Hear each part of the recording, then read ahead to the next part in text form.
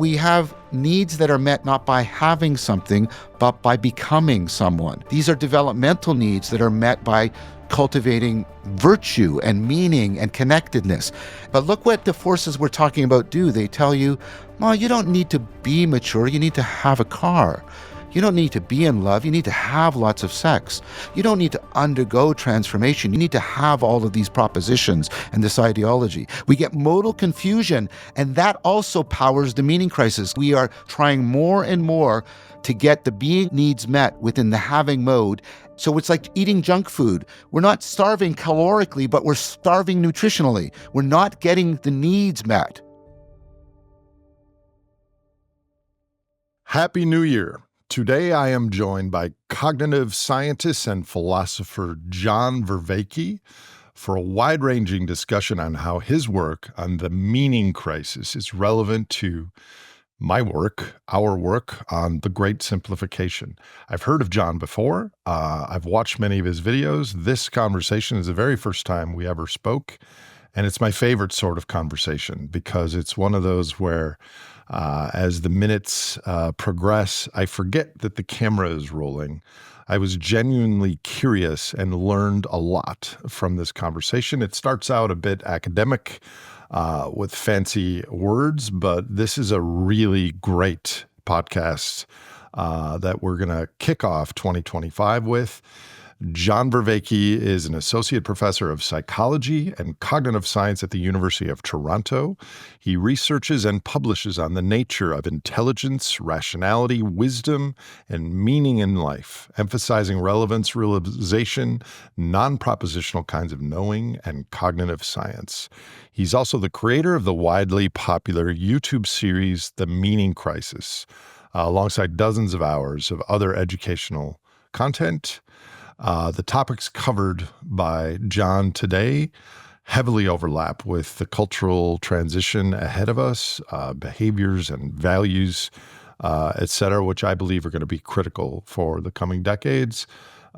This is an energy, ecology, global systems podcast, but at the root of it all is humans and human individual and aggregate behavior. This is a good one. Please welcome John Vervaeke. John Vervaeke, at long last, welcome to the show. It's a great pleasure to be here, Nate. For those who are not aware of your work, what is the meaning crisis and who does it primarily affect? Let's start there. So this is a complicated question because when you sort of ask people about meaning in life, you can get extremely different answers. You can get an answer. The UK did a survey in 2019, and you can get like 19 to 39-year-olds, I believe that was the age demographic group, 85% of them said their lives were meaningless. But then you can take a look at some publications in academic journals. Heinzelman, I think, was the senior author on one of them. And you ask people how much meaning in life you have according to the academic criteria.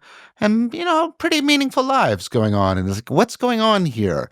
What? And that means, we're not talking exactly about the same thing. We're getting that kind of wide variation. And so you have to be really careful. And this is what the work I've done with Christopher Mastropietro, and what we call the symptomology of the meaning crisis is. Now, what we're talking about is a set of different kinds of responses to an overarching issue. So first of all, what's the overarching issue and what are the set of responses? The overarching issue is that for reasons, very strong cognitive scientific reasons having to do with predictive processing and relevance realization, human beings need to feel very connected. They need to feel very connected to their environment. And so that's not optional.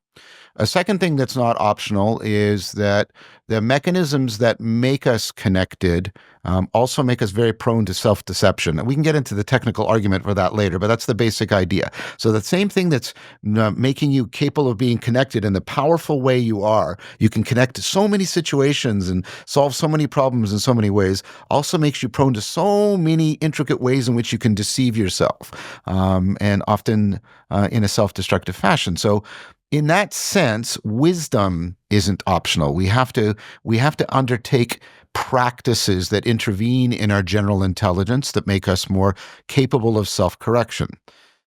So what that means is you need a whole bunch of practices that can ameliorate that self-deception and can enhance that connectedness.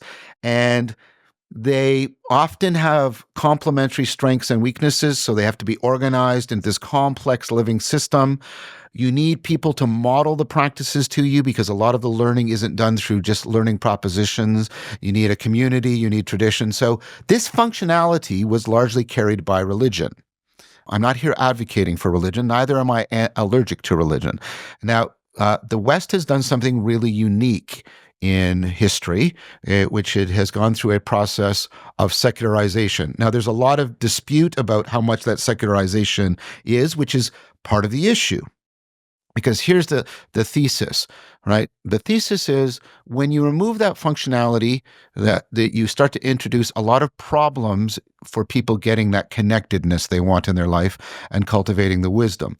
So, for example, one symptom of the meaning crisis doesn't seem particularly noxious. This is the preponderance and growing number of the growing proportion of the population that describes themselves as spiritual but not religious. And you go, well, that's nice. That's a very nice thing. And that's not problematic. And if you ask these people, are their lives meaningful? Yes, very meaningful. But the problem is, if you look at that, well, what does that actually mean? Are these, like, it means that what they're trying to do frequently is come up on their own in an autodidactic fashion with practices that they're sort of picking and choosing according to their egocentric preferences, and they're kind of cobbling it together. And whatever reinforcement they're getting it from social media, which pretends to give you alternative viewpoints, but actually finds viewpoints that merely confirm your. Is it possible that the spiritual but not religious meaning that you just described is really fleeting and lasts for 5 or 10 minutes when you're in the flow of getting feedback, and then the meaning is verified, but it's not a deep, like in your body sense of meaning? Well, it can and it can't be, and that's the thing. So it can be. I mean, it can be spiritual bypassing, in which you try to create these intense feelings as a way of avoiding reality in a powerful way. And that's why spiritual bypassing is becoming an issue.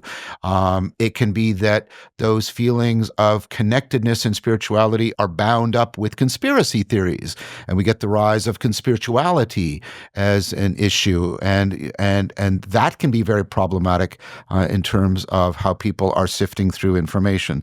So what I'm saying is, you can't just ask people, "Are your lives meaningful?" That's a little too. It's a little too non-nuanced. So what we can look at is can we see signs of people who are just reacting? They're just suffering. What we see increased loneliness, and like it's really getting really bad. We see increases in depression and anxiety, especially among the younger generation. Is this global, or are you talking about North America? This is global. This is global. And what's particularly interesting is areas of high affluence, I should say, are showing increase in suicide and things like that. So this isn't driven primarily by socioeconomic concerns. So there's issues around that, loneliness, mental health. Obviously, there's issues around addiction, and so those people, you could say, yeah, they're just losing meaning, and that's kind of a reactive. And then there are sets of replacement strategies, and one are very unhealthy, where people are doing spiritual bypassing, or they're doing this autodidactic thing. Can you define spiritual bypassing? Spiritual bypassing is where somebody is really interested in having wonderful and amazing experiences that are so, transcendent, and they're not, getting the job that they need to get in order to pay for their kids. Something like that. And that's becoming problematic. You can get a version of this that becomes sort of antagonistic towards science and becomes very anti-scientific. That's another form of spiritual bypassing. You get the fact that people are are in this weird state where they feel incredibly disenfranchised from all of the institutions they should trust, but everything is weirdly politicized and filled with this tremendous, religious fervor. You have to agree or you're like evil, right? And so you can see these as replacement strategies that are unhealthy. But you can also see healthy replacement strategies. You can see the mindfulness revolution, the revival of Stoicism, where people are actually undertaking to do things that seem to be much more plausibly associated with them, dealing with self-deception, enhancing connectedness, maintaining their responsibilities in the world, etc. So the meaning crisis is the idea of the meaning crisis is how can we create an explanation for this wide spectrum of behavior? And that the idea is, well, what's happening here is we're at this turning point about how we're trying to deal with the loss of the functionality of religion, because being connected and being wise are not optional for us. We have to pursue them. I have so many questions, Sure. and I'm going to put those on hold briefly and ask you what originally brought your attention to what you now refer to as the meaning crisis. Was there a moment Yeah. where you noticed something or had to grapple with a sense of meaning in your own life? Oh, there's two answers then. When you added that extra element to the question. I went through leaving a very fundamentalist form of Christianity, and now realizing because of how traumatizing it was. But then there was this. Well, I often say it leaves a taste for the transcendent in your mouth, and that taste needed to be fulfilled. And I went on a long sort of journey, and I made a lot of mistakes, and I learned a lot. But as I started to get both a theoretical answer from cognitive science and an answer in practice from taking up, Tai Chi Chuan and Vipassana meditation and meta contemplation, things like, and then returning also to the Socratic Neoplatonic form of ancient philosophy. As I started to do that, I started to notice when I was talking about those things and the confluences, my students would lean forward. And they would really like, oh, like this happened. This happened just a couple weeks ago. I'm doing a course. My courses are popular.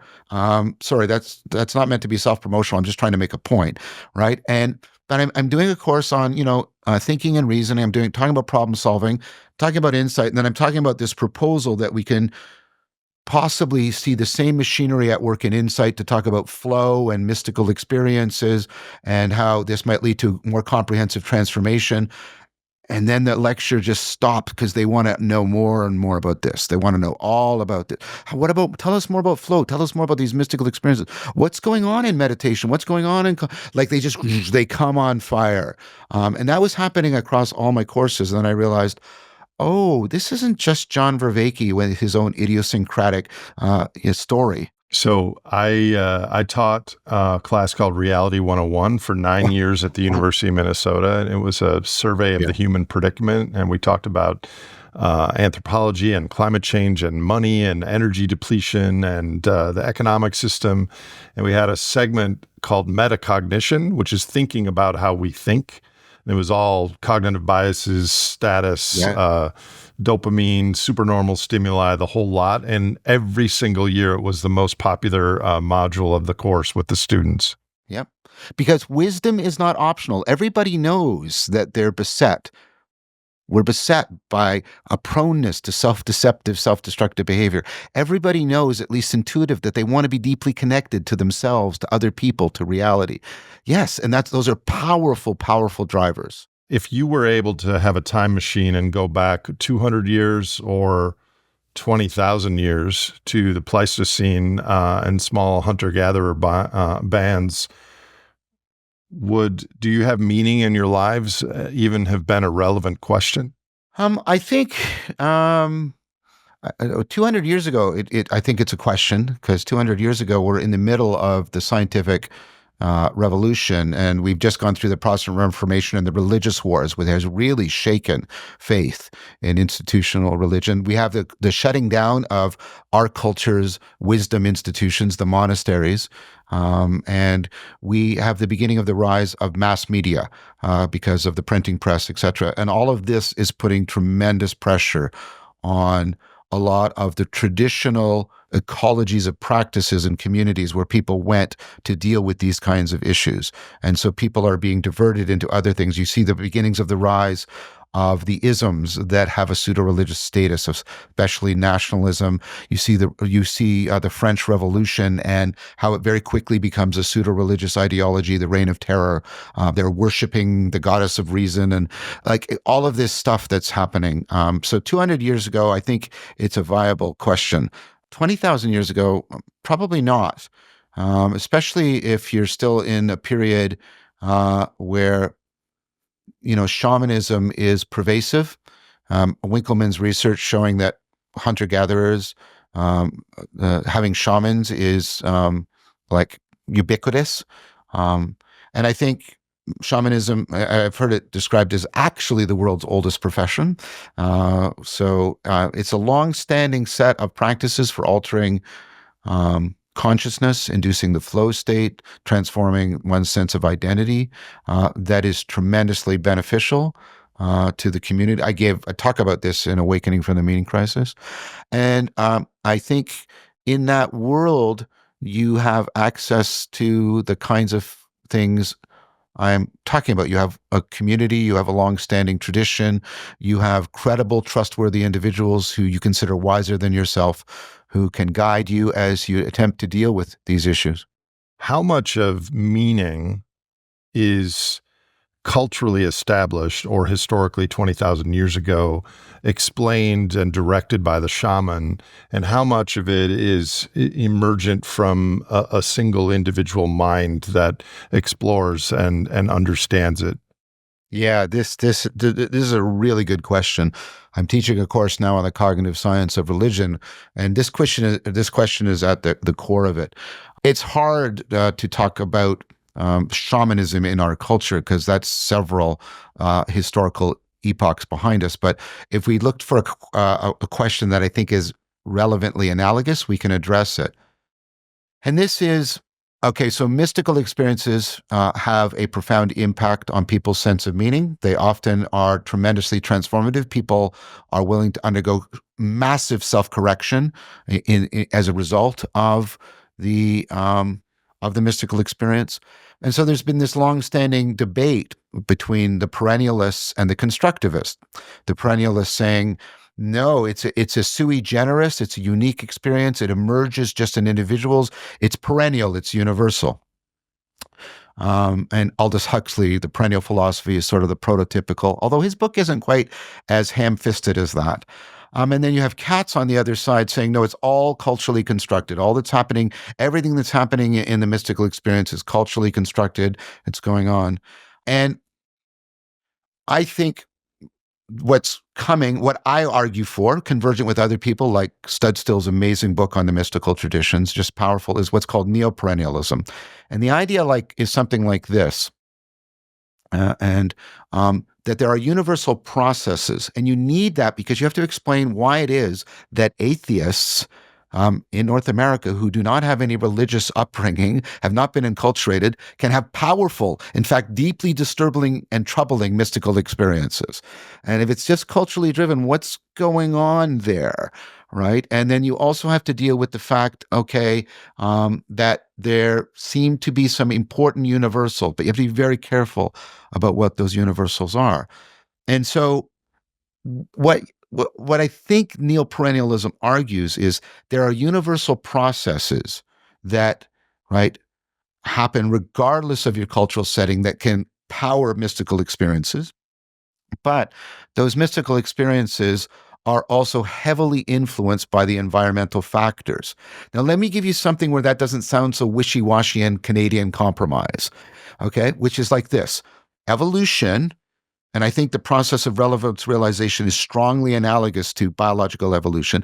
Evolution is a universal process, but it doesn't predict homogeneous populations of organisms. It actually predicts massive diversity as they fit their cultural context. So we can have a biology, we can talk about them universally, but that doesn't mean that all of life is homogeneously the same, because adaptivity just varies tremendously.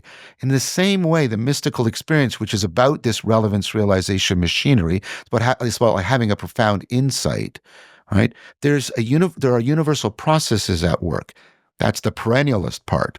But it's neo-perennialist because it admits that those processes are then nevertheless have a top-down constraint by the culture and the history that they're in so that they fit the context.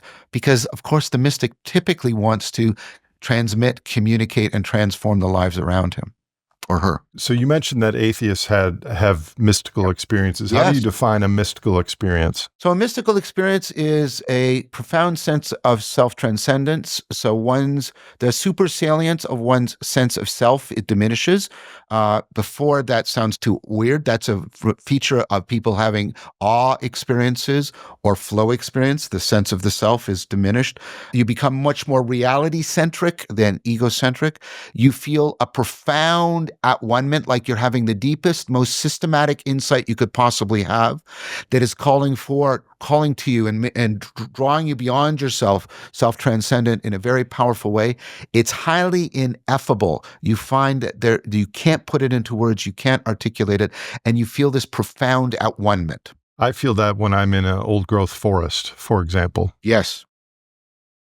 Yes. So that's exactly the point, right? That if you want to say, no, it has to be of the Abrahamic God in order for it to count as a mystical experience, then you're moving towards something that's getting more like the old perennialism that, no, right? When it's like, no, what I would ask you, what John Vervaeke would ask you is, oh, that's the forest. Well, like, what was that experience? I would want to see what are the adverbial markers of the process rather than the adjectival descriptions of the object. So I don't want to get too far down a rabbit hole, but given that you're a cognitive science and a professor of all these things, what might you speculate is the adaptive explanation for mystical experiences from an evolutionary sense? So the thesis that I'm going to argue for, talked about in the in the Awakening from the Meaning Crisis, and in the book I'm writing on the cognitive science of religion, is cognitive continuum. And it's this idea. Newberg has a similar one, but mine's different enough and independent enough. So let's start with something that is pretty well established, which is the fluency heuristic. And notice how this concentrates on process, not content. So I give you two texts. The texts are exactly equal, all the same words, all the same letters, right? One is black and white, black mark white. The other is red and orange. And then after reading these texts, and I do it, I counterbalance it so it's different times, or I do it with different people, blah, blah, blah, blah. So I get rid of all of those confounds we normally we worry about, right? I then ask, well, which text do you think is which is more true? Which one do you think is more true? You pick the black and white, not the red and orange. No difference in the semantic meaning.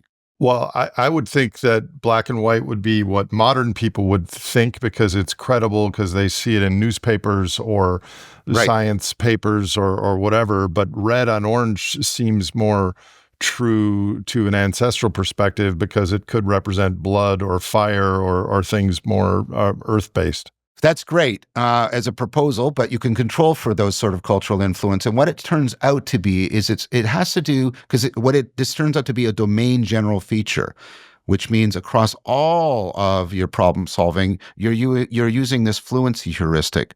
Now, originally we thought it was something like ease of processing. If you can process the information easier, it's more likely to be true. But that just doesn't work for all kinds of if I start repeating a thing over and over again to you, cat, cat, cat, you don't go, oh, like you're not getting a sense of increased truth, right? So the proposal instead is that what fluency is tracking, the proposal that I'm arguing for with my colleagues, is that what fluency is marking is this capacity for your system to optimally grip its environment, that it's finding the sweet spot between trade-off relationships. Let me give you a perceptual example so you know what I'm talking about. So here's this bottle. This is from Merleau-Ponty. Well, how should I look at it? How should I grip it? Should I grip it really close? Well, maybe. That depends if I need the details. Far away? Well, maybe. Depends if I need to see the whole thing. Like this? Pointed like this? Like this? And the answer is, well, there is no answer. It depends on the context of the problem. And what you're going to do is you're going to find the sweet spot between all those trade off relationships that fits you best to that situation for solving your problems. That's called optimal gripping. So it's not ease, it's ease of optimal gripping. That's what fluency is marking. Okay? So then what you get is the proposal, not just by me, by other people, that the moment of insight, the aha experience, is a spike in fluency. Your fluency just went up very dramatically, and your brain noticed that rate change. Notice how these are all procedural. They're all process markers. And you get that aha, you get that super salience. You're really drawn in. You're highly motivated. You even show a hindsight bias effect. Like you will tend to believe things as way more true if you've had an insight about them. And that's adaptive. Why is that adaptive? Because a lot of our problems come from the way we misframe things. We zero in on what we think is relevant and salient. That actually blinds us to the needed relevant or salient information. So we go, oh, I thought she was angry, but she's afraid, and everything shifts. And you know what I mean? That's an aha experience. And you need that because that's one of the most powerful self-corrective mechanisms we have for how we're formulating our problems. So this is just the delta between expectations and reality. And when we have a big gap there, there's a dopamine hit and we remember those periods and we want to repeat them. Well, I think dopamine is the criterion. I don't think it's the goal. So dopamine marks set shifting and marks things as salient for learning. So in an insight, you've had increased set shifting, and that has been coupled with you learning more. So your brain's going, do more of that. That's good. Do more of that. That's excellent self-correction. And it plugs into the fluency heuristic because your brain doesn't have to make a new measure. It can just use the fluency heuristic and go, hey, look, that's really good by doing that. So that's insight. Okay. So now here's the proposal. The flow experience is a cascade of insights. What happens in the flow experience, let's do something that typically is done solely for creating flow because it has no other explanation. Rock climbing. Rock climbing makes no sense. It's like a Greek torture, right? You climb up that rock face. You might get hurt. You might fall. And once you're up to the top, come back down, right? Now, what's going on in there is, think about it. People are moving, and notice how they're not. This is really not in the propositional. Has to do with their perspectival, their state of consciousness and attention. They're participatory. How are they actually inhabiting their mind and their body, literally shaping themselves? And they will get close to impassing, and then they have to do this massive restructuring to keep moving. That's an insight. And then that primes them for the next time. That's another insight. And you get this insight cascade. So in some of my presentations, I discuss the 3 or 4 best technologies ever invented by humans. And I hypothesize one is the electric bicycle, and another is music or a violin, and another is a golden retriever, and another is the story. And I actually go so far as to suggest the game Dungeons and Dragons might be one of the best inventions ever, because 7 or 8 humans can sit there and inhabit a virtual world and learn and adapt. Like you were just saying, it's like a game equivalent of rock climbing. And I think this is fascinating. And sorry to interrupt, I'll let you continue. But we are currently, our economic system is turning billions of barrels of ancient sunlight into microliters of dopamine and destroying the ecosphere in the process. And yet you've just said that rock climbing, as one example, is Greek torture, but for our minds, it's reenacting however our successful ancestors adapted to the neural architecture we have today. And there's probably dozens or thousands of such activities that are more benign on a finite ecosphere where human cultures could be learning and doing different behaviors. So you've helped make my argument. Look at it. Dungeons and Dragons, you're right. It's a flow induction, and it also does something important. It's a ritual because it's shared flow induction. And so, right, and flow is universal across cultures, history, socioeconomic groups, linguistic patterns, all the things that are supposed to divide us. People will describe the flow experience in almost exactly the same terms. It is a genuine universal.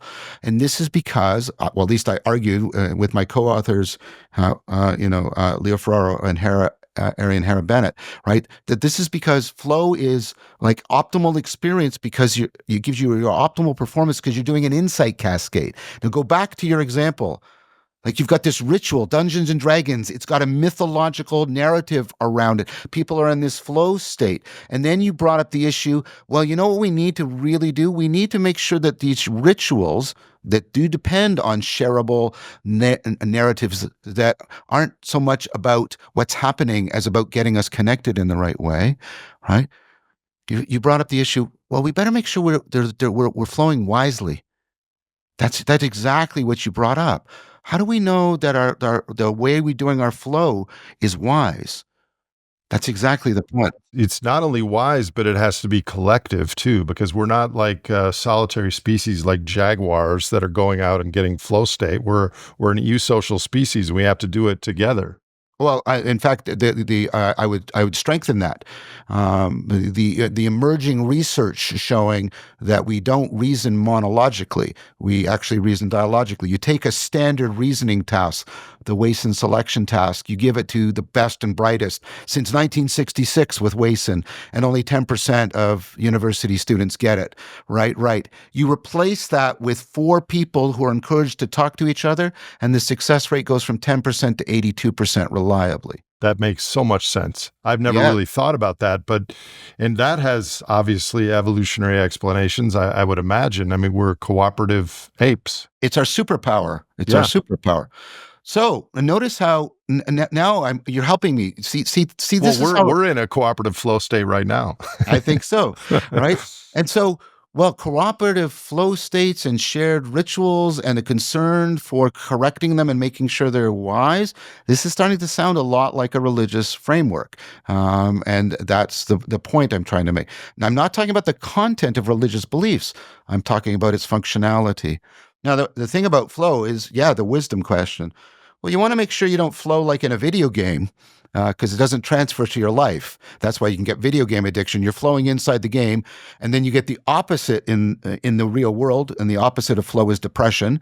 And so you get a motivational gradient that keeps feeding you back into the game, and you get locked in. Why is that? Because when you're playing the game, you get the flow state, but then you have to go to your job or have dinner, and then you don't get flow in your real life, so you start craving that other flow. Yeah, exactly.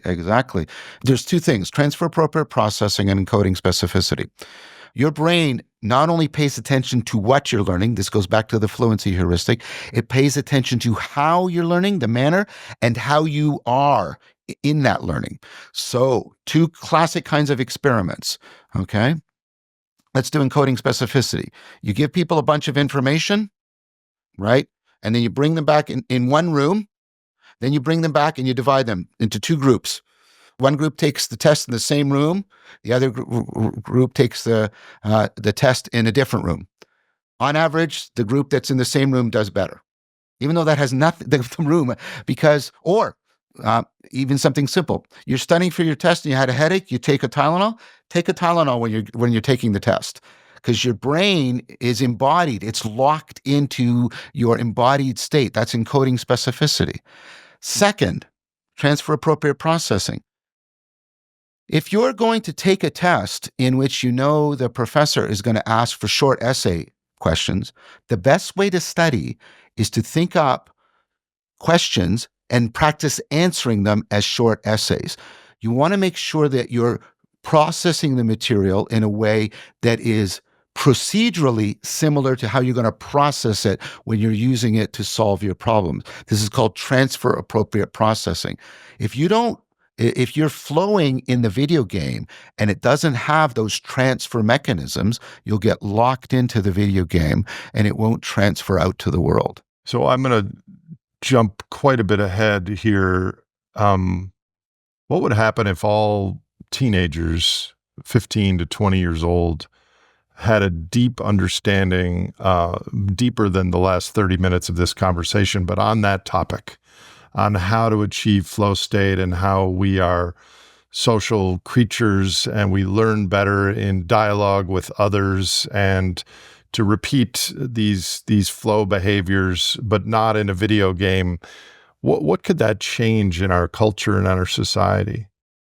So uh, I think what it would mean is we would reprioritize transformative rituals. We would reprioritize the cultivation of wisdom. We would see the value of ecologies of practices. We would see the value of wise modelers. Very often, in order to get into a flow state, you need to go into situations that are challenging, which means you need a role model for that perspectival and participatory knowing I was talking about. You can't just get it through propositions. You have to have a credible person that you trust, because you can't see what it's going to be like after the transformation until you go through the transformation. You have to trust somebody who's gone through it and say, and trust that when they say, come, you'll like it better when you cross the river. So that was the role of the shaman. Yeah, and it's been the role of, I mean, I have to be really careful. I'm getting excited. I mean, I'm talking about religion at its best. One of the things I really dislike in our current culture is we compare religion at its worst to science at its best, or science at its worst to religion at its best. I think this is useless. So I'm talking about religion at its best, and I think religion at its best did this for people. And that'll allow me to go back to one more point. So you got the flow state. The flow state is already bordering on a mystical experience. The sense of self is massively reduced. People report deep senses of discovery. It's often very ineffable. They feel profound at one-ment. Was the original flow state our marvel and awe at trying to understand nature and the natural world around us, especially in a tribe or a community? Maybe. I mean, because why I say maybe is we have some evidence for primates, non-human primates, doing really weird things. Like there's this tribe of chimpanzees, when they pass this tree, they go over and place rocks in front of it, and weird stuff like that. So there's definitely evidence for awe, but I tend to think there's two things happening. I don't think it's one or the other. I think that's developing, and that's helping to evolve this tremendous cognitive flexibility, this ability to flow, which I've already argued has tremendous benefit. But what's also happening is what's happening between you and I, right? So human beings, right, we're ratcheting up the communication channel massively. And so our ability to challenge each other, and I don't just mean physically, I'm not excluding that. This is my friend Greg Enriquez's point. Language gives me access to your psyche in the way that no other behavior by you does. Now, so notice that language is this weird thing. It gives us our superpower because we can coordinate and we can get together with some pointy sticks and kill anything. But it also makes you vulnerable in a way that nothing else can. Because it can be hijacked or take advantage by other people who understand metacognition. I can get inside your psyche really powerfully. So what we can have is right, this back and forth between us. And the flow state is you can put challenges on me and I can rise to meet them. And then I put challenges on you and you rise to meet them. And we can get this accelerating thing. And this typically happens between human beings, this sort of reciprocal bootstrapping of each other up. So the best environment, look, the problem with a static environment for the flow state is you need the demands of the situation to exceed your skills. The problem with human beings is they're good learners and they can gain skills in the environment and then they fall out of the flow state. You know what I can do if you're part of my environment? You're learning skills as I'm learning skills, and you can keep ahead of me and we can get into the flow state and maintain it much more powerfully. So I have a ton of questions that I researched and my staff researched about your very wide and very deep work. But I'm just going to interject what I'm feeling right now. I'm feeling this odd, double-barreled sensation of awe and amazement at the human species and what we are capable of and how amazing our mind and our superpower, as you pointed out. and how horribly we've messed it up as a culture of what we're capable of, and what our phenotype could express itself as in a different world. I'm feeling both those things simultaneously. I mean, I appreciate you saying that, and I want to share back with you that hearing that is kind of, for me, aesthetics in the deep sense of that word. That's the aesthetics, the aesthetic poignancy of the meaning crisis. When you get a deep sense of that grasp, and it's not just an intellectual, approval of a proposition. It's a felt sense that goes into the heart of your identity. We could be so much more, and we are taking this powerful machinery that can put us into contact with aspects of reality that we could justifiably regard as ultimate, and instead we have largely let it be swept up in a lot of self-deceptive, self-destructive patterns that seem to be growing in pervasiveness. When Chris and Philip and I wrote the book on zombies as the metaphor for the meaning crisis, we did the sense that we're being bullshitted is going up dramatically in our culture. You wrote a book on zombies? Oh, yes. Sorry. So we wrote. So one of the things about the meaning crisis is, remember I was talking about the reaction, the responses, the rise of zombies as a new myth. Zombies became a myth prominently in the late 20th and late 19th and 20th centuries, but really kicked in mid 20th century. Well, zombies are really interesting because we argued they are the mythological expression of the meaning crisis. They are, think about them. They are, right, drifting aimlessly. They have groups, but they have no community.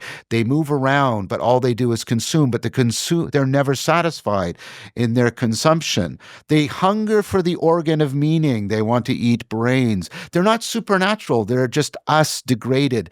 They're a perversion of the hope of resurrection in the Christian mythos because they come back from death, but they come back to something worse than life, right? And they portend an apocalypse of the world. They're mythological representations of the meaning crisis.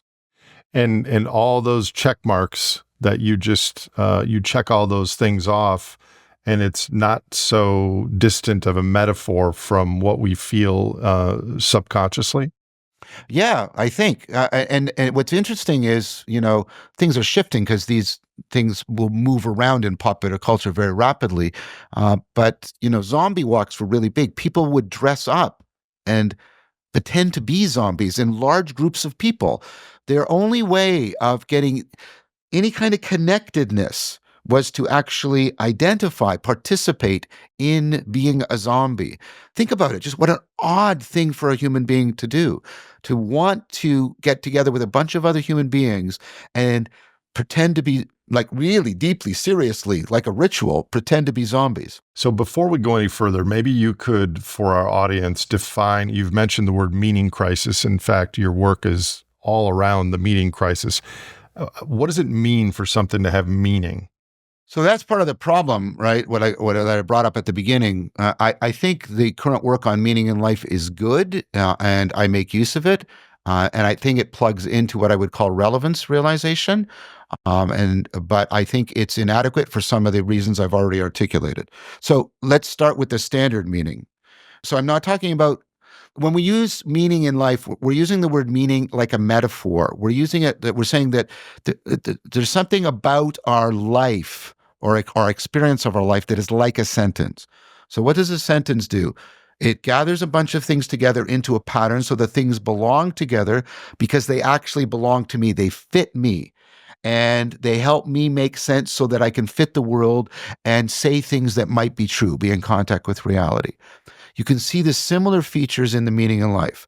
So there's 4 basic components in the current literature. Again, I want to say I think this literature is important, but I think it's inadequate. One is coherence.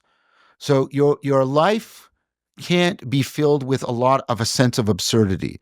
You can't have an absurdity is a perspectival clash where a larger perspective undermines the reality of a smaller perspective. So, just quickly, so you and I are living our lives. We're down here, and this seems very meaningful. And then you get people to zoom out to all of time and all of space, and now their lives seem insignificant. And you can induce cognitive, cosmic cognitive absurdity in them, right? So that perspectival clash. So you need mechanisms. Either people will stop, they'll cocoon, and they won't think about big things, which a lot of people are doing now. And that's why asking them if their lives are meaningful is a little bit problematic, because you could say, how often do you think about death? How often do you think about reality at large? And then see what their judgments about the meaning of their life is. Anyways, I don't want to grind this axe. The second is the one that people overemphasize in our culture: purpose. So people often think of purpose as synonymous with meaning. What the research shows is purpose is one of the dimensions, but it's not the most important. And purpose isn't, I would argue, even the right word. Because I remember coming to this conclusion in high school. Like, if purpose means a goal state that you're working towards, you're in trouble. Because if you never reach it, then your life was your life was meaningless. And then if you reach it, what do you have going forward? Well, nothing. That can't be right. Meaning isn't a goal state. So I think what is meant by this literature is like what you have in Dungeons and Dragons. You have an orientation. You have something that orients you and helps you navigate and narrate your life. Then there's significance and mattering, and those ones matter the most. And in fact, it looks like they're two sides of the same thing. Significance is that you have experiences in your life that are real. They're deep. They're not ephemeral. They're not superficial. They're not transitory. And then mattering is you feel connected to something bigger than yourself, is the metaphor people use. But obviously, they don't mean that literally either. Okay, so let me merge this just a bit with my work. Sure. So my story is that we're alive during this couple 100-year period of the carbon pulse, where we're drawing down the energy surplus that was stored from millions of years of sequestration. And this has given us incredible pecuniary, monetary, economic benefits. And for the last 100 years, especially from the latter half of the 20th century, economic growth went up for most people in the world, especially in the global north. And I would argue that religion writ large was the purpose and coherence and significance and mattering for a great number of humans for a long time. And all of a sudden, this boom of economic growth that peeled off some people, and that became their purpose and their coherence and meaning. You make profits, you get higher salary, you spend that on culturally approved stuff. Except in the last 20 years, especially in the last 10, those economic benefits have been more difficult. There's a lot of wealth inequality. There's still growing economies, but a lot of that is siphoned off to the top 1%. And there's, as Peter Turchin would say, widespread immiseration in our culture. And so the meaning that shifted from religion to economic growth is now itself waning.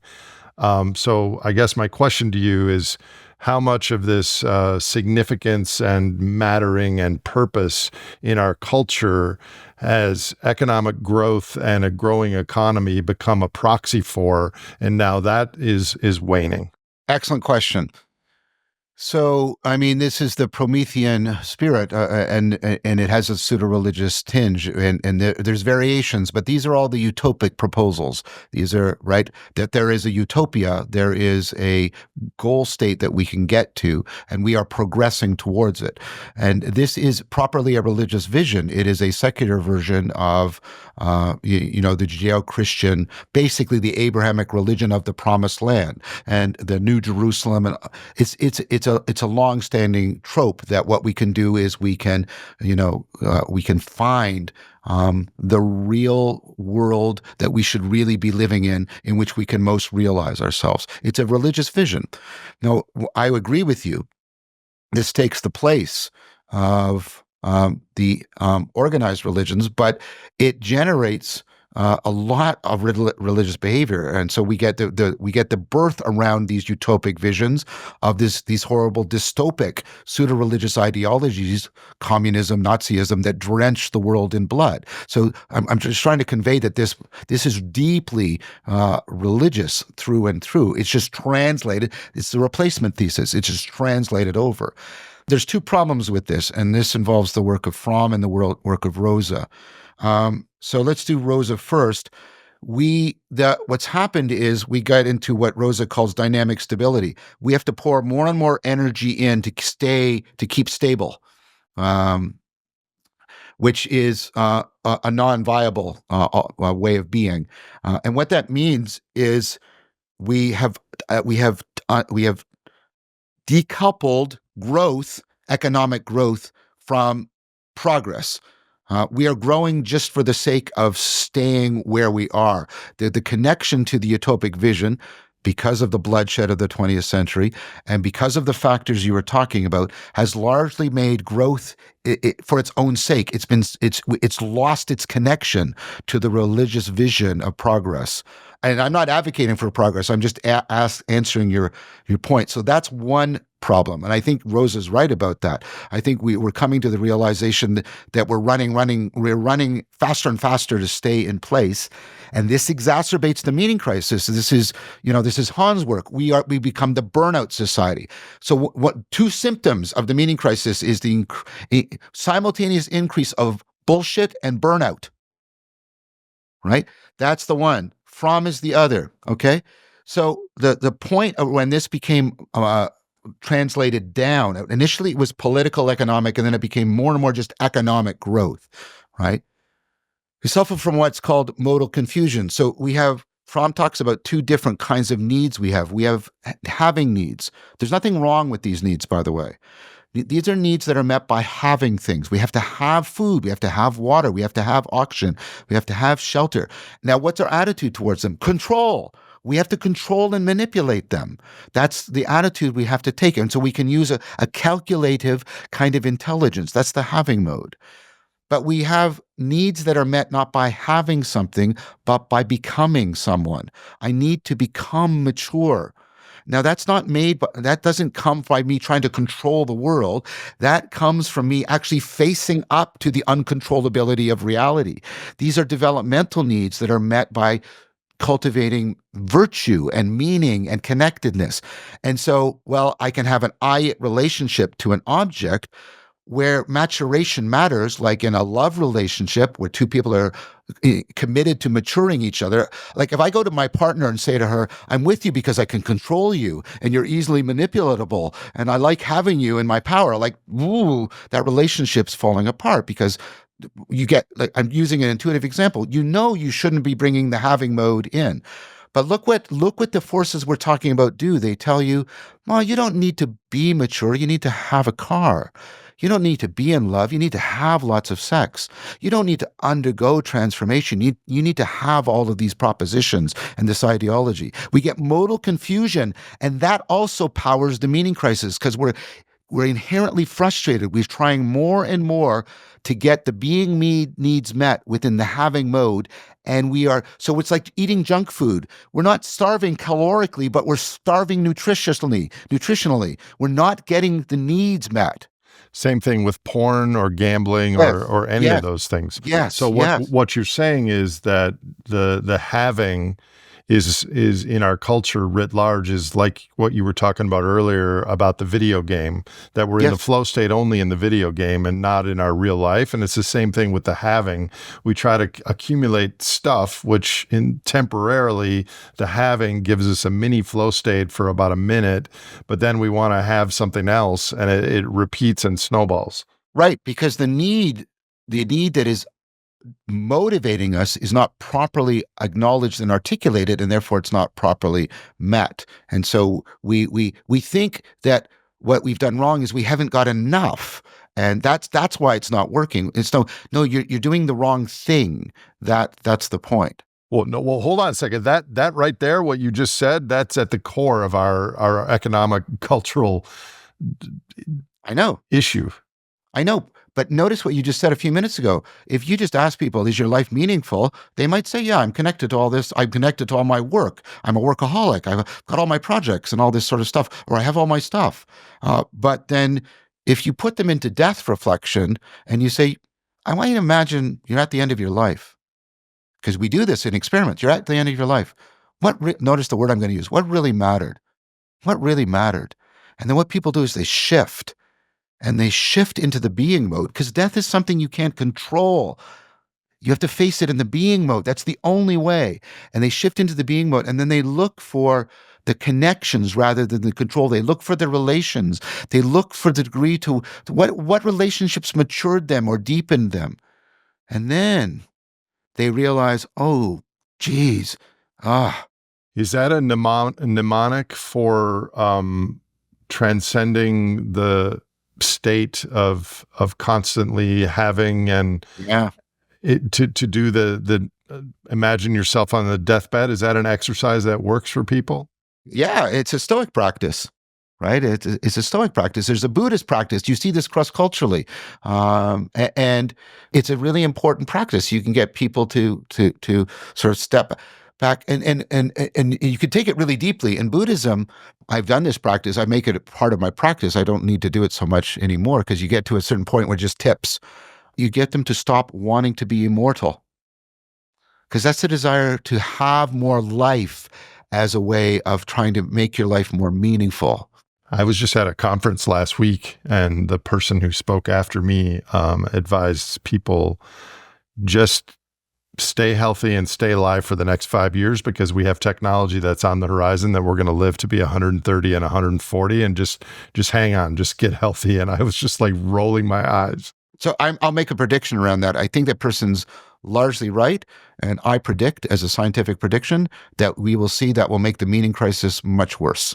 That issues around meaning are going to become much more problematic as we push things beyond even our evolutionary constraints. And you know what, Nate, it's so liberating. Sorry, that's coming across the wrong way. I don't want to come across as some sage or anything like that. I'm not. But like, it's liberating when you can let go, like actually do the practice. Okay, so you don't die. But all your friends die. Oh, all my friends have to stay alive forever. And then all their friends and their parents and their family. And then eventually the whole world can't die. And then all of the pets can't die. And then and the whole universe sort of freezes, and you're caught there, and you're going on and on forever. And you're making the mistakes you make, and you're piling up your guilt, and you're piling up all the ways in which you let people down. And now you have an infinity of those to try and carry around in your finite human conscience.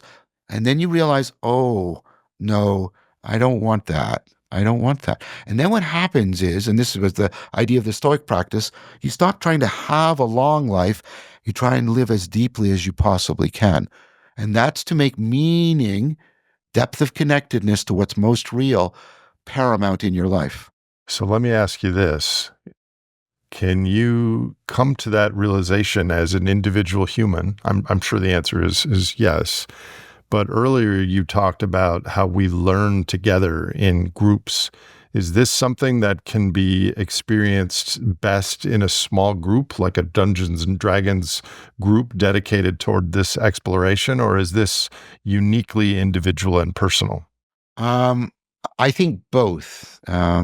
So I think it's possible to get into the flow state for skills that aren't specific, like hockey skills or rock climbing skills, but your skills of orientation and connectedness. And that's what I'm proposing you a mystical experience it's a flow state, but not with the skills of a specific domain, but your domain general skills of being oriented and connected to reality.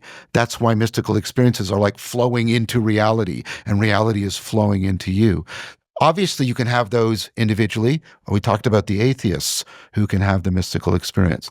But to your point, and we developed the Vervaeke Foundation and incubated at something that's now independent called Awaken to Meaning, run by Taylor Barrett, a bunch of dialogical practices that are designed to get people into a dialogical flow state, shared flow state, not about any kind of having problem, but about a virtue.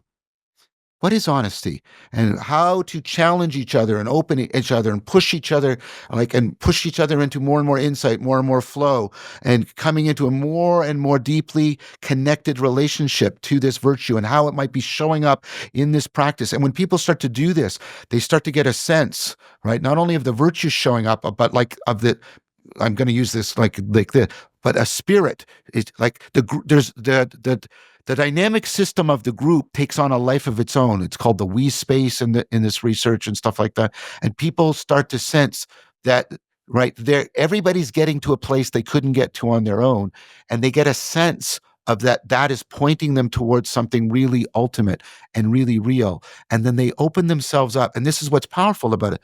They open themselves up to the transformation, and they open themselves up to a deeper commitment of bringing that virtue into that transformation. So I may have my facts wrong here, but if I recall correctly, Scott Barry Kaufman, I don't know if you know him, did a deep We've dive. met and talked. Yeah. Okay. He did a deep dive into Abraham Maslow's last years. Yep. And the Maslow hierarchy of needs, the pyramid, that in his dying years, he had another manuscript that said at the top of the pyramid wasn't self-actualization, Exactly. but instead it was some in service to a greater good, in service to something larger than yourself. Do you have thoughts on that? Is that correct? Yeah, self-transcendence, and that's what Scott talks about, right, in his book Transcendence, right? And again, I think that is right. That is powerful, because what you're talking about there is that when people talk about being connected to something larger than themselves, like I said, it's not literal. If I chain you to an ocean liner, you don't go, "Whoa, that's amazing," right? What does it mean? So think about it like this. Think about when you're in a dream and the dream seems real to you, but it's this small world. And then you wake up, and notice all the awakening and enlightenment metaphors that we've used. You wake up to a bigger world, and that bigger frame shows you how the previous one was limited, biased, right, etc. And that makes this more real. The connectedness to something bigger is a connectedness to that which makes things more real. And tracking what is more real is very, very powerful. It gives us a capacity to pick up on deeper, more complex causal patterns, and distinguish causal patterns from correlational patterns. And that, of course, is massively adaptive. I thought this years ago, and I'm increasingly confident that this is correct, that the energy transition, that the move towards sustainability is not primarily about technology or solar panels or wind turbines or batteries. It's primarily about this. And we are going to need different technology that's low carbon and kinder to the earth. But the center of where we need to go is what you're bringing up in this discussion. How can these ideas scale? Like, could we have Stoics taught in grade school? I mean, is there any way to have people have an awakening short of psychedelics in the drinking water? What is your speculation on how to expand these ideas more broadly in the public? Well, first I want to reinforce what you say. People will give up their stranglehold on subjective well-being, feeling good, if you give them a trustworthy, a credible promise of enhanced meaning in life. Here, prototypical example, Darwinian machinery attached to it. Have a child. You have a child, all the measures of subjective well-being go down. You're not sleeping, you're not eating. The person that you thought loved you the most doesn't like you anymore. You're wet all the time for some reason. You're stressed because the kid's crying. You're getting sick all the time. And your finances are going down rapidly. All of the measures of subjective well-being are collapsing. Why are people doing it? Because it's enhanced meaning in life. Because, right, they're connected to something that, that has a reality beyond their egocentric concerns.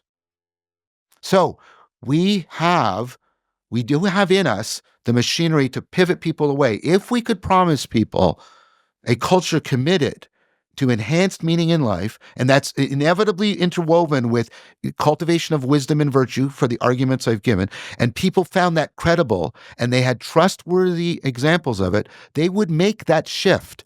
I agree. So for us now, John, paint a picture of what that would look like. What could a life filled with meaning in communities and cities in Canada and the United States, what would those people be doing, for example? Can you describe what that might look like? Well, they'd be doing a lot more things together around the cultivation of the collective intelligence of distributed cognition and its education into collective wisdom, and then taking that back into their small-scaled, maybe family life or even individual life. So they'd have individual or family practices. They'd have social rituals, and there'd be a really healthy dialogical relationship between those. They would spend, I mean, it would look a lot more like other cultures in some ways, where people, you know, I want to be really careful here. I've repeatedly said, put on my tombstone, neither utopia nor nostalgia, right? I don't want to go back, but the work showing that hunter gatherers, they had to put in about 16, on average 16 hours a week in order to get all of their material needs met, and then they spent the rest of it doing culture. They spent the rest of it doing ritual, doing practices, talking, like they did all this stuff we're talking about. Now, I mean, I'm not there's problems in that small scale, those small scale world. Your ability to deal with large scale problems is seriously reduced. So, small hunter gatherers can't deal with profound, issues of famine or stuff like that. So that's why not nostalgia, but we would find a way, perhaps, of marshaling these kind of media so that we would be able to do these collective practices in large group, and this is Jordan Hall's notion, and then we would maybe move to more actually psychologically, ecologically viable smaller communities around the Dunbar number, 150 people or so, live there, but get the synergistic work effect of civilization through the appropriate use of these kinds of media. That's a doable potential. I don't think it's a probable potential because there's lots of Malachian forces aligned against it, but that's a doable. That's a doable. So this podcast is called The Great Simplification because we have, in the last couple centuries, added more and more complexity based on the backs of fossil hydrocarbon workers. And as those workers retire and ask for pay raises, we're going to do the inverse, which is we're going to simplify and have less material throughput on average, which will, on the surface, mean a deterioration in our subjective well-being on average. Mm-hmm. So what we're really talking about is the cultural equivalent of having a child during this period where we can have reduced material well-being, but maybe an increase in meaning based on some of the trajectories you just described. And we have the possibility because we have the potential to bring more people to the dialogical table because of this kind of media, because of the global science. We can have Vedantas, like people who practice Advaita Vedanta, talking to people about Socratic philosophy, integrating with Zen, and then talking to people who are in an emerging community of authentic relating and circling. That's what my next big project is about, by the way, is trying to get all of these things to talk to each other. And you don't need millions or tens of thousands of people to do that initially. You need another group of people playing cultural Dungeons and Dragons over there. Oh my gosh, look at how engaged they are. Those people are in a flow state. Yeah. I want to learn. I want to do that rather than sit and watch another Netflix rerun and have a UPS truck deliver me a package from Amazon. So tell me about your work. Like, how are you trying to plant seeds in our culture for these sort of practices? So I do a lot of this. I do a lot of trying first of education, and I consider this, and I mean this as a compliment. I consider this, an educational thing we're doing here. I'm enjoying your company, of course, but you know what I'm trying to point to here. There were some people that told me I was crazy. 50 hours awakening from the meaning crisis. Nobody's going to watch it. Well, that turned out to be wrong. And the people want the book. And then there was After Socrates, where After Socrates was Okay, if you want, here's a particular way in which you could take up a Socratic way of life. You don't have to, but one of the advantages of the Socratic and Neoplatonic ways is they're native to Western civilization, and therefore they already have a lot of implicit connections. So we don't have to invent it from scratch or import it from elsewhere, because that importation process has been problematic a lot of the time. And I've talked about that, especially with mindfulness. So there's that. There is the creation of an online platform called Awaken to Meaning.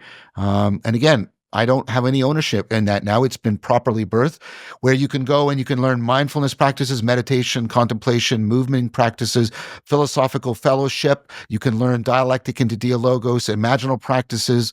We talk about DIME, dialogical practices, imaginal practices, movement, mindfulness practices, embodied practices. All of that's there. All of that's there. Teaching courses on the cognitive science of religion and saying, well, like, yeah, I get it. You reject a lot of the propositions, but what about the functionality, right? Cognitive science of ritual. I'm doing a series on my own platform. I'm going to turn in a book called Einstein and Spinoza's God. Here are two. Einstein's God is basically Spinoza's God, and you can use Einstein to get into Spinoza. Well, who cares about that? Well, this is a totally different way of understanding sacredness and ultimate reality. It falls outside of our usual framework of either pure atheism or pure theism. It points to a new way of conceiving of the sacred, which I think is needed.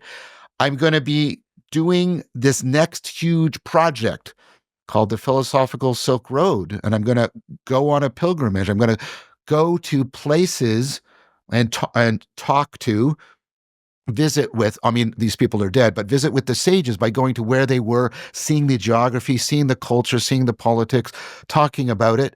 And there's going to be the Neoplatonic tradition, because that runs through Christianity, runs through Islam, it runs through Judaism, it runs through the scientific revolution, right? And then Vedanta, right? And Tantra in India, and then Zen in Japan. I'm going to go to all these places. And the point is, can we find what, like something analogous to the Silk Road? Can we find a lingua philosophica so that we can get not only an ecology of practices, but an ecology of traditions, so that we can develop a deep way of talking to each other in mutually transformative ways that could give us the kind of connectedness that you're talking about? That's what I'm trying to do. There's going to be a lecture series like Awakening from the Meaning Crisis, but probably filmed in front of like of a student body. And then below that, there's going to be more technical video essays and papers. And then below that, we have a whole project called the Codex, where we have a whole raft of volunteers taking all of my language and presenting it like a Wikipedia in multiple levels of accessibility with cross-referencing and practices and pictures. So I'm trying to build this 4 levels that people can move up and down in order to massively facilitate interaction. This sounds like the Canadian cognitive neuroscientist equivalent of rock climbing. Yeah, yeah. It's designed to really, really power the possibility of profound, cross-cultural, cross-traditional, deep philosophical, in the ancient sense of the cultivation of wisdom and meaning, dialogos between people. Let me ask you a bottom line question of sorts. Please. We are alive at a moment when it is becoming apparent to more and more people that there is something of incredible meaning happening right now in our world that we can play a role in, which is the gradual extinguishing of the web of life that is happening before our eyes in slow motion, but picking up speed.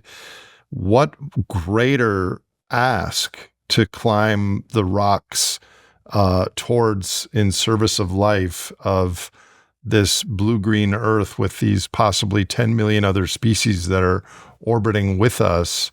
Like, we're not lacking for things to give us meaning. That is shouting to us in a clarion call.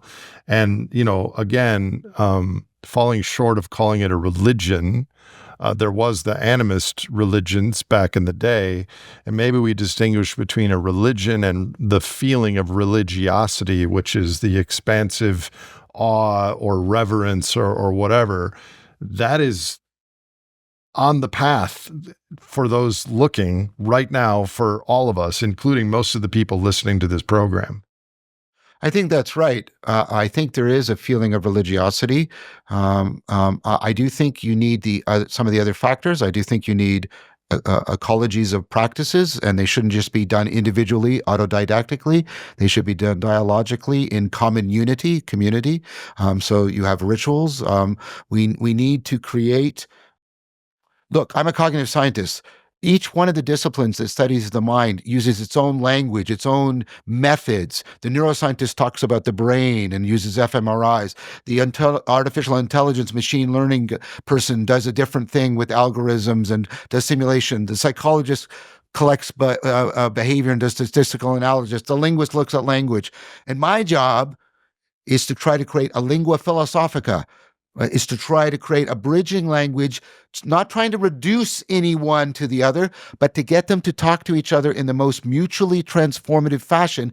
Because here's the idea: all of those levels of the mind are not running independently from each other. They're all causally affecting and interacting. And so we got to get this mutually transformative dialogue going in cognitive science if we're going to get the complexity of the mind. But that's also true about reality and the world. And so we need this lingua philosophica, and it's not just something we say or watch. It has to be something we profoundly, transformatively participate in, individually and collectively and sacrificially. We be willing to sacrifice subjective well-being and control power in order to get enhanced meaning in life and wisdom. Sorry, I'm getting too passionate. Sorry.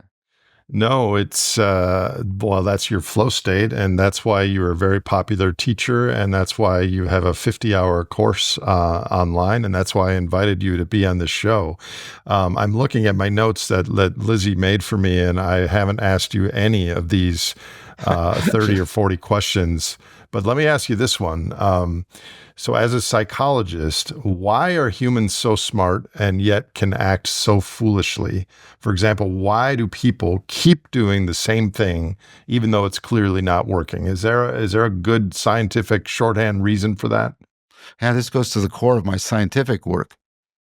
So what makes you so smart?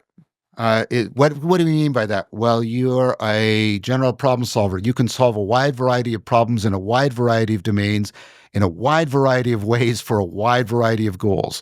What makes us general problem solvers is we are good at solving two meta problems.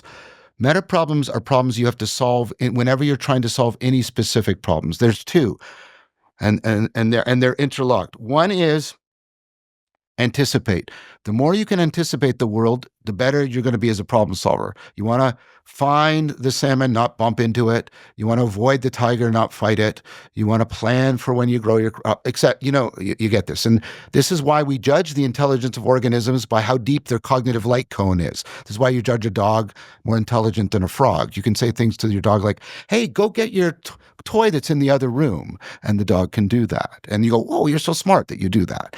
Right? So, and now the thing is, as you anticipate, you bump into the other problem, which is the problem that I've been obsessed with for a very long time, which is relevance realization. This is the idea that just here now, the amount of information I could pay attention to and all the possible combinations of how I could attend to things is combinatorially explosive. It's greater than the number of atomic particles in the universe. And right now, the vast majority of that is irrelevant both to our health and to our meaning, whereas most of the things that were salient and had that high relevance in our ancestral time were conducive both to meaning and survival. So there's no doubt that it makes it worse, what we had. But even in hunter-gatherer situations, they do have this capacity, right? Because, they're walking along and they don't need to look at a particular configuration of pebbles. But that might actually turn out at some point to be relevant. See, so this is the problem with relevance realization. But let's finish first. The amount of information you have in long-term memory is combinatorially explosive. The number of possibilities you can consider is combinatorially explosive. The number of sequences of actions. You know, the number of sequences of actions in a chess game, just a chess game outnumbers the number of atomic particles in the universe. So here's what you don't do. You don't check all of that to see if it's relevant or not. And this is where this will sound paradoxical. You're intelligent because you ignore most of it. And the opposite of ignoring is you find things obvious. So it's obvious to you what you should be remembering, what you should be paying attention to, what you should be considering, and what you should be doing. And trying to get a machine to do that the way you're doing it like that right now, so that it can solve a wide variety of problems in a wide variety of domains, that is a profound problem. So this is the thing. So this is why it's called like the frame problem. You put a frame like I'm doing with my glasses, and so I'm ignoring so much. That makes me intelligent. But the very things that makes me intelligent makes me susceptible to self-deception, because sometimes what I'm ignoring actually turns out to be relevant. So until we had cell phones, large numbers of people would do this reliably. They would go into a place where they knew flammable gas was diffused, they could smell it, and they needed a light source. So what would they do? Light a They'd match. strike a match, because what's relevant is the light. And normally the heat of a match is irrelevant, because you don't try and heat yourself with a match. And they'd kill themselves, right? That's why we have insight. Insight is when you realize what you've been ignoring actually turns out to be relevant, and what you thought was relevant turns out to not be relevant. So I'm just hearing this for the first time. So let's just say that there's 10,000 things, even though of course there's more. There's 10,000 things that I'm ignoring, and that makes me intelligent. And that is the correct thing to do. But there's 5 things that I shouldn't be ignoring. So the distinction of intelligence is someone that includes those 5 things might in the end be more adaptive or more intelligent than someone that only that gets rid of all the other things and just focuses on one thing, because that's self-deception and delusion and binary thinking and all that. Yeah, exactly. So look at what your attention is doing right now. So you have 2 attentional systems competing for your salience network, right? And one is making you mind wander. It's making you divert your attention from the task at hand. And that's adaptive. The reason why that's there and we struggle against it is because it's adaptive. Now, what happens is you kill off most of those variations. You don't pay attention to them, but you don't ignore all of them. And that's why you come back with a clever association or something to say to me. But is the core that distinguishes someone that filters out 9,999 instead of 9,993 is humility something that combats that? Now you're in for something. You're doing this is great. But first of all, I wanted to notice how you're doing this thing. You're doing this opponent processing. Part of your brain's trying to vary what you pay attention to, and another part's killing most of that off. It's actually implementing the same mechanism as biological evolution that adapts organisms to their environment. And this is your brain adapting you cognitively, not biologically, to your environment. That's relevance realization. That's the sense of connectedness, the fittedness. That's why you love that sense of connectedness so much. Now, you just said, okay, what about the person that's more, they don't screen off as much? See, this is the thing. You have to have a process that can monitor your intelligence, can't replace it, can't undermine it because it's adaptive, but it has to monitor it and manage it in just the right way. If you try to shut down all that framing, that's disaster because that's adaptive. So you got to get something that can monitor and manage it and be flexible in sort of taking off your glasses and putting them back on in a different way and stuff like that. Here's a proposal. This is another big part of my work. And this involves a cultural transformation in how we conceive of things. Intelligence is that capacity of relevance realization you use to solve your problems. Rationality is when you do recursive relevance realization to check in on the process of relevance realization to make sure it's not one of your problems and causing you self-deception. Your intelligence is natural. Rationality, in that sense, has to be cultivated. And this is the ancient sense of rationality. We've got a modern sense that rationality is logicality. And I'm publishing on that. That's largely a mistake. Um, Rationality is how systematically across many domains and how systemically, how pervasively through your cognition can you reliably intervene on self-deception without harming your intelligence. That's wisdom. That's wisdom. That's why wisdom is not optional. That makes a lot of sense. I think so too. This is like a cognitive psychology version of Dungeons and Dragons that we've been unfolding. I learned something there. Thank you. That totally makes sense. And in our culture, uncertainty is frowned upon, and Yes. certainty and confidence is rewarded. So we have a built-in cultural bias against that rationality and humility that you described. Yeah, in fact, you can make it even precise. So there's a powerful driver of insight called the notice invariance heuristic. And what it means is you pay attention. You've been trying to solve this problem and you've formulated it and that didn't work. You formulated another way, it didn't work. You formulated another way, it didn't work. So you're kind of hungry for an insight, right? What you need to do is you try to look across the various failures and notice what you're not changing. Notice what's invariant. Notice the invariance. Chances are that's what you need to change in order to have your insight. But notice, Nate, how that requires humility. That requires you stepping back and holding onto your failures, valuing the process of your cognition more than its products, and being willing to admit that you're being stubborn and not changing something you need to change. That's humility. That's why cross-culturally, cross-historically, wisdom is always bound up to humility. That's why a telltale sign of somebody not being wise is them saying, "Hey, you know what? I'm really wise," because that's a performative contradiction. They lack humility. Yeah. Yeah. Yeah. So I realize that we're live and being recorded here. I'm just, this is all rolling around in my head, and I wish this conversation could go on much longer. But given all the projects you have going, and I have to go feed the dogs and ducks and horses, we should probably wrap this up shortly. You've mentioned the term ecology of practice many times.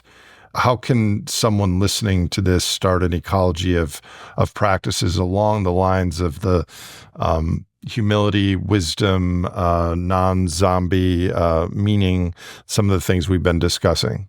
Yeah, go to awakentomeaning.org because that's where all of this cognitive science, with the help of other really committed and brilliant people, researchers, practitioners, we've put together a whole ecology of practices. We're not saying that this will be your ultimate or final ecology, but you'll learn what an ecology of practices is like, some of the design features. You'll get into the four important dimensions: the dialogical, the imaginal, the mindful, the embodied. And I want to be really clear. I'm not gaining any financial anything from this recommendation. It has been set up. The Vervaeke Foundation incubated that and gave birth to it. It's over there. It's autonomous from me. I'm not benefiting from this. This is not me funneling money in some way, because I want people to take me seriously. Go there. Because anything I say to you will be grotesquely inadequate. You have to get people, you have to have peers, you have to have mentors, you have to have an ecology of practices that's already vetted, that has good cognitive scientific backing behind it, right? That it's not tied to any particular political ideology or particular religious framework, but is open to all religious traditions. Go there and take a look at that. That is the place to go. We'll put links to that prominently in the show notes and on screen. So these are some questions, John, that I ask all of my guests. In addition to going to the website you just mentioned, what sort of personal advice do you have to listeners of this show, viewers of this show, who are aware of the meta crisis, the environmental, the economic, the socio-political, the addiction, the meaning crisis? In addition to going to your website, what sort of personal advice might you offer to our viewers? Learn a lot more about wisdom and meaning in life and belonging. There's a psychology of belonging, the work of Kelly Allen, for example. Learn a lot more about it, and then think about ways you individually and you with others in fellowship and friendship could go about cultivating those things so that you're really, really willing to trade power and subjective well-being for enhanced meaning in life and wisdom. I can say this to you, but if the taste is not in your mouth, it won't land. So it's not something you can just hear and then it's changed in your mind. You have to No. experience it. Yeah, you have to go through transformation. You have to wake up. And is that waking up? Do you truly recommend people watching this that they wake up together, that they take a course or do these things in a group, Yes. as Yeah. opposed to as an individual? So what's the research shows? If you do it in a group, you're much more likely to do it more rationally. If you do it in a group, you're much more likely to do it long term. It's just better. Like it doesn't have to be a huge group. 4 is good. Get 4 people involved together. Take something up. And maybe, and I say this with a lot of care because I'm aware, of course, of all the issues around the legacy religion institutions, all the issues around corruption and sexploitation and stuff like that that's happened, and misconduct. But if you have a religious orientation, instead of just abandoning it, maybe consider going back and trying to renew it. You and some other people going in and trying to say, because a lot of the legacy religions, the institutions there, they're open now to the possibility that they need to go through a profound transformation. Go in and renew your legacy religion. Rehome yourself, but rehome it so other people can find a home in it. And it's oriented towards, as you've been saying, homing us on this planet better. Consider going in there. I would recommend considering, I'm not, obviously we're in democracies and we have to participate politically, but shift to a cultural revolution or a cultural solution rather than thinking that this is going to be resolved politically or economically. It's not. We don't need the French Revolution. We need the axial revolution. Could you briefly describe the axial revolution? Oh, there was 3,000 years of huge civilizations, the Bronze Age, and it collapsed. And what happened is it's like the extinction of the dinosaurs, allowing the speciation of the mammals. It opened up all this opportunity. Obviously, there was a lot of suffering with it. That's the greatest civilizational collapse that we know of. But it opened up a lot of opportunity for a lot of experimentation, a lot of invention. And what happens in the Axial Revolution is a fundamental transformation in religion and philosophy in which the notion of transcendence and the cultivation of wisdom and virtue becomes central to how people understood their project. That was the Axial Revolution. And how would you change the broad advice you've just given for young people? You're a longtime college professor. What do you send your 19 and 20-year-olds out the door after the end of the semester? What are some of the things you suggest to them? Well, some of the stuff I've already said, but if it's academic, I tell them I have to speak to cognitive scientists and psychologists, so that means some of what I'm said is going to be tailored to them. What I'm saying is pay a lot more attention to what's happening in biology than what's happening in physics. The what's happening in biology, that's where a scientific renaissance is occurring. That's where we're getting scientific ideas that are feeding back into the culture in a rich and enlivening and insightful manner. How is it that we haven't talked before, John? You don't have to answer that. That's on me. But this has been a wonderful conversation. Couple last questions. What do you care most about in the world, John Vervaeke? Well, every person has their individuation and their participation, right? To quote Tillich. In my individuation, I care most about my kids and my beautiful romantic partner. In my participation, I care the most about understanding meaning and wisdom and all of this stuff we've been talking about in order to try and address, properly apprehend, and ameliorate this meaning crisis, or maybe meaning kairos that we're in. We're in this turning point right now around what meaning means to us and how we should be pursuing it. If you could wave a magic wand and there was no personal recourse to you or your status or reputation, what is one thing you would do to improve human and planetary futures? I'd make people really, really interested in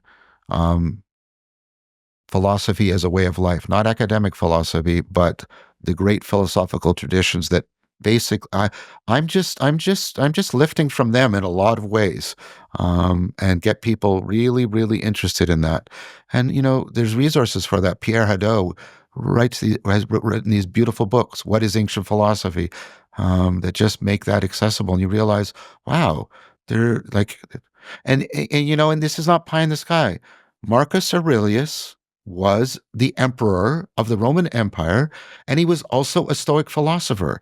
This really happened, and so I would, if people would just, in cross cultural, get interested in Shankara, get interested in Nagarjuna, get interested in and give up the idea that you don't get it immediately, and that's a reason to reject it. Give up the idea that this isn't going to immediately, deal with your short-term problems. Philosophy is not about your problems; it's about our shared dilemmas, and you see, even saying that sounds aggressive. So I would need the magic wand. Yes. This has really been great. I have a lot more that I want to talk to you about. Obviously, you have 50 hours of online lectures, so there is a lot more. But if you were to come back, and I hope you will, can you speculate right now, what is one topic that is relevant to human futures that you would be passionate and interested to take a deep dive on in a conversation? Well, we brushed on it, but I'd like to come back to it because it's really hot right now, both popularly and academically, is consciousness and transformations, altered states of consciousness. We brushed up a little bit with mystical experience. And part of what our culture is pivoting around is this question of this mystery around consciousness. So I'd like to talk about that. Let's do it. You got it. I'm happy to come back. Thanks so much, John. It was really great to meet you. Thank you as well, Nate. Great pleasure.